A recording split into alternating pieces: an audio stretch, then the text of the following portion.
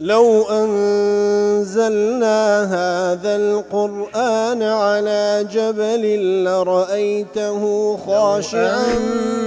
أنزلنا هذا القرآن على جبل لرأيته خاشعا أنزلنا هذا القرآن على جبل لرأيته خاشعا متصدعا من خشية وتلك الأمثال نضربها للناس لعلهم يتفكرون.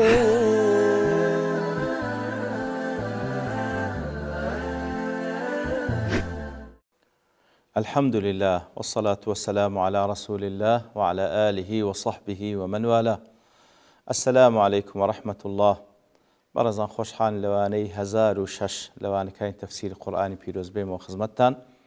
ومن بست رزامة رب العالمين وهو دارم ايوي آزي السودي لور بقرن. أعوذ بالله من الشيطان الرجيم.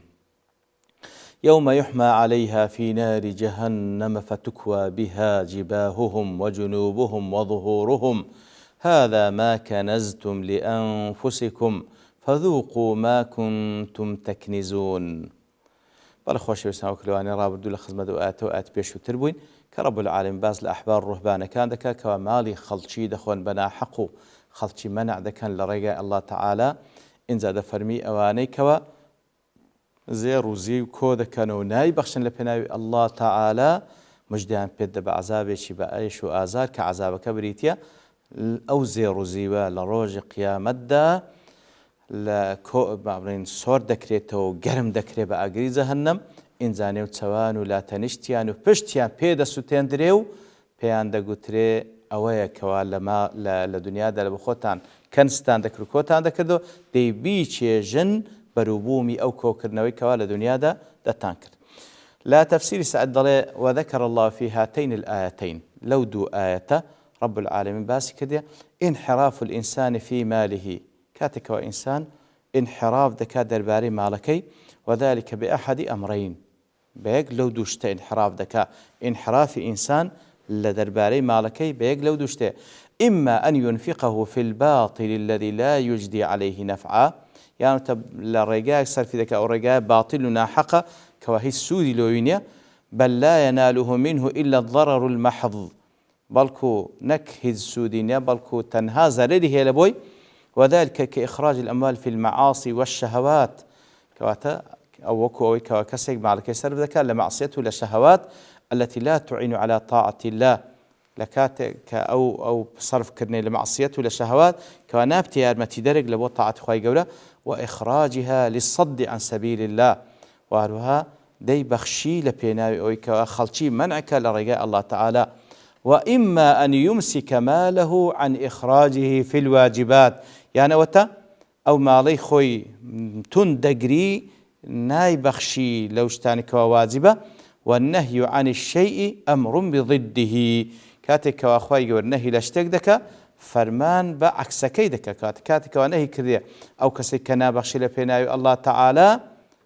عكسكي داوا كراوا كبريتيا لا أو يكوا بيستا لطاعتي خاصة في بكيوم عليه.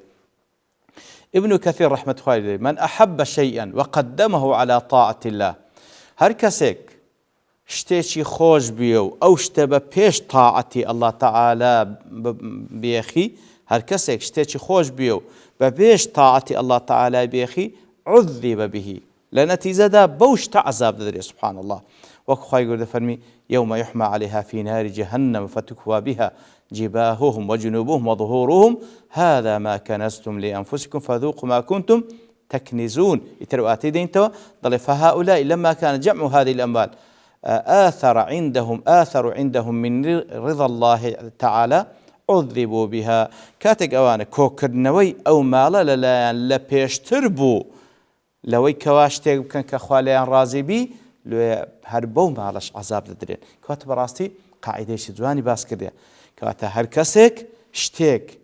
ببيش طاعتي خواي قوري بيخي هركسك شتيشي خوش بيو ببيش طاعتي خواي قوري بيخي بوشتي كوا ببيش يخستي وخوش ويستيا هر بوش عذاب ددري خوا پناماندا لا تفسيري قاسمي دلي أو آتسندين فوائدي لوردجيري ما بستي أو دؤاتي. قال بعضهم في قوله تعالى لا يأكلون كاتك وأخوي يقول إن كثير من الأحبار والرهبان لا يأكلون دلالة على تحريم الريشة على الباطل كاتو آتبل جيلسر أو كوا رشوة ورقرتن لسر باطل طبعا حرامة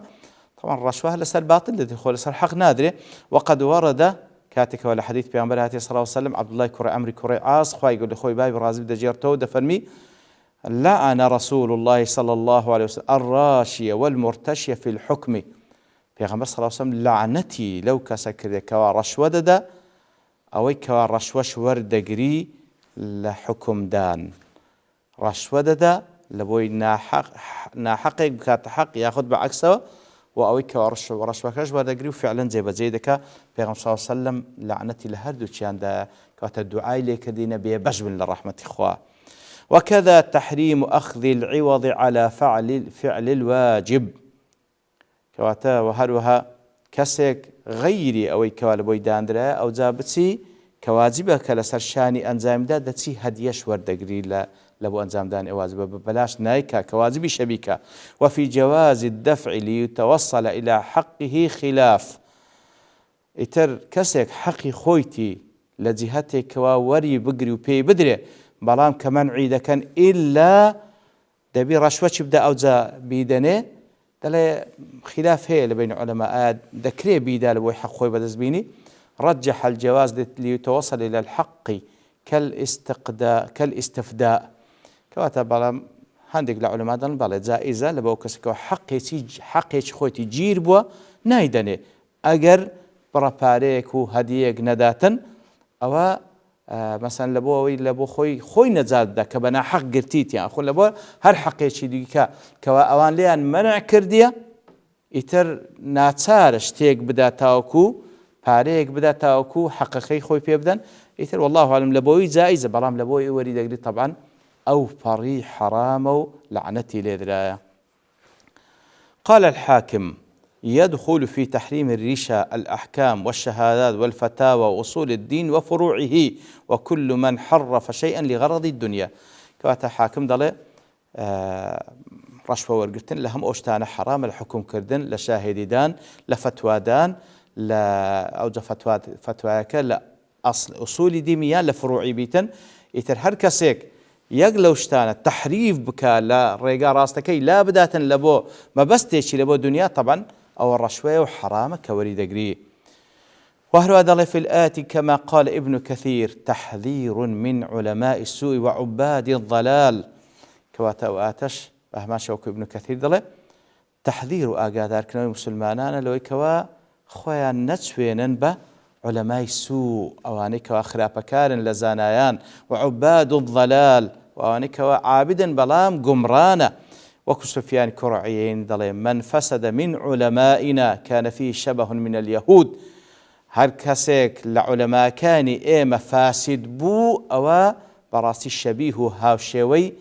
يهود جولكيا. ومن فسد من عبادنا هر كيكش لعابد كان مفاسد بو كان فيه شبه من النصارى وبراس هاوشيوي نصراني كان خوابنا من دا.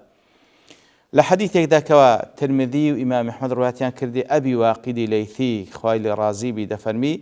خرجنا مع رسول الله صلى الله عليه وسلم إلى حنين لخزمت بيغمبر صلى الله عليه وسلم حنين رويشتين يتر حديث كدر يجا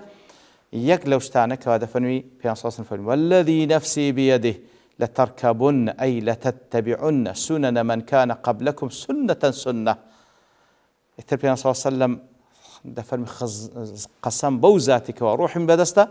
بدواي ريقاي بيشي خوتان دكونو كل حديثك دفن قوتان چيه بيش يا رسول الله جولكو ديان فرمي فمن ادي چيه غيري بدواي اوان دكون ريقا بالريقا كوات وراسي خطرة يعني فعلا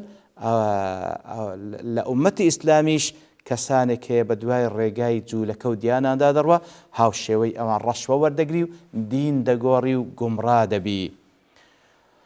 أجوك ابن مبارك دليتا وهل أفسد الدين إلا الملوك وأحبار السوء ورهبانها شيء أو دينا دشوينا مقر باتشايا كان بي كوا بحكم ناحق ظلميان كديكنوا وهروا علماء سوء عباد راهبكاني قمراه خوابنا من دا لخالش كذا وكل قاسمي دله ابن حجر رحمة الله فتح باري دله ابن عبد البر دله ابن عبد البر دله وردت عن أبي ذر آثار كثيرة تدل على أنه كان يذهب إلى أن كل مال مجموع يفضل عن القوت وسداد العيش فهو كنز يذم فاعله وأن آيات الوعيد نزلت في ذلك كواتا لزور رجان دجرته كوا أبي ذر بس هن إسنادك لدجرته رحمه خويل رازبي كواد رأي وابوا هركسك أو برباري كهيتي أوي لخوي زيادة أوي لضروريات خوي زيادة كوي دكاتوا ضل أو آتا أو هرش لو آتاتي أيش بيه مشمولة كواتا قليلة ذكره أو هرش لو آتاتي كواتا ضل أو مالي كهيت إلا أو عندي بيست بيه أوي ديكا كلت زيادة به هموي ببخشي نكر زكاة بيست هموي ببخشي نوكر زكاة لويا أبو ذر خويل رازي بالرأي وابو أو تهرشي لبو همو كسيك كوا لخوي زياتري هيو ناي بخشي أو نالي بالزكاة أو لخوي زياتري به هموي ببخشي نابي بمنية ولا لا وخالفه جمهور الصحابة ومن بعدهم بلام زوريني أصحاب خوان رازي ولا دواء أوانيش مخالف رأي أبي ذر وحمل الوعيد على مانع الزكاة أو أن زياتري هرشي وآتا لو كساني كوا مالكو كانوا الزكاة لنادن وأصح ما تمسك به حديث طلحة وغيره في قصة الأعرابي يتر بلغي أصحابش كوا مخالفي رأي أبي ذر بلغيان أو حديث طلحة كوا أو أعرابي كدي برسيال پیغمبر كسر وسم درباري نوجه كان پیز نوجه لو بازكا درباري واجبات كان درباري مالي تبكى باسي زكاتي لو ذكا في صلى الله عليه وسلم أجد فرمي هل علي غيرها قال لا إلا أن تطوع غير زكاة غير أو پیز نوجه غير واجبات كان هيج زيادة من السلف فرمينا مقر بتو تطوع بكي كواتا رأي جمهور أصحابه جمهور علماء لسلوية راست أبي ذر خوالي رازيبي دفرمي أو إلى خود زيادة بيشت بخش أجناها أو هرشية لسرد زيادة بي بلام جمهور أصحابه جمهور علماء دلنا بارا أجر زكاة اللي أو هرشية لسرد زي نبي أو هرشية لسرد زي نبي يقل بقوترين بلغ كانشان أو حديثي كوا في نصوص دفن لباشي زكاة كابري عربي قلتي لسر مواجبة شيتر بدم في نصوص فرمي نخير مقر تطوع بكي لحديث يقدا كوا بخاري مسلم دجارنا زيدي كري وهب ضلي مررت بالربضة فإذا أنا بأبي ذر رضي الله عنه طلب لاي ربضة داروشن كوا بابلين لنزيشي مدينة لدروي مدينة أبي ذر مليوديد فقلت له ما أنزلك بهذه الأرض لبرتسي لي قال كنت بالشام أمل الشام بوم فاختلفت أنا ومعاوية في قوله تعالى طلع الشام بوم معاوية طبعا لوالي بو إمام عثمان خليفة بو خوان لرازبي طلع كالشام بوم لقل معاوية خلافة لنوان ما بيدا بدرباره وآتك رب العالمين والذين يكنزون الذهب والفضة ولا ينفقون في سبيل الله فقال معاوية ما نزلت هذه فينا معاوية درباره إيه مدانا بزيا إنما نزل في أهل الكتاب أو دربار أهل الكتاب دابزي فقلت له نزلت فينا وفيهم نخر أو لبو إيم لبو آنج دابزي لسر إيم لسر آنج دابزي دبي فكان بيني وبينه في ذاك يتر اشتيق لبين ما بيده لسر مفهومي وآتا فكتب إلى عثمان رضي الله عنه يشكوني يتر معاوية كواليبو پیامێکی یاخود ڕسالەیەش لە بۆ ئیمام عوثمان نار کە خەلیفە بوو شەکوای کردکەوە ئەم لەوێندەرێ وەکو بڵێ ئەو خلافەم دروست کردێ فكتب إلي عثمان أن أقدم المدينة أن يقدم المدينة كواتا إمام عثمان فرماني فكر